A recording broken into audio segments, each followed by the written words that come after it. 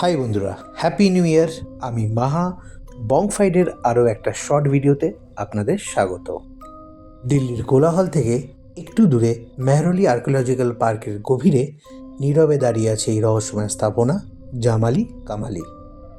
এই মসজিদ ও সমাধিটি তৈরি হয়েছিল ১৬০০ শতকে মুঘল আমলে। জামালি ছিলেন এক বিখ্যাত সুফি সাধক ও কবি, আর কামালি তার ঘনিষ্ঠ সঙ্গী, যাদের সম্পর্কে আজও ইতিহাসের সবচেয়ে বড় প্রশ্ন। দিল্লির অন্যতম হন্টেড জায়গার মধ্যে জামালি কামালি খুবই জনপ্রিয়। প্যারানর্মাল ইনভেস্টিগেটররাও এখানে আসেন প্যারানর্মাল রিসার্চ করতে। সূর্য অস্ত গেলেই অনেকেই শুনেছে পায়ের শব্দ, দেখেছেন অদ্ভুত ছায়া। স্থানীয়দের বিশ্বাস জামালি কামালি একটি হন্টেড জায়গা, এখানে জিনেরা বসবাস করেন।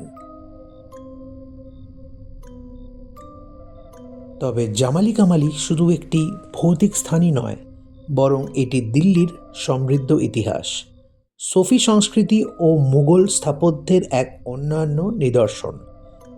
ইতিহাসপ্রেমী ও রহস্য অনুসন্ধানীদের কাছে এই স্থান সবসময় বিশেষ আকর্ষণীয়।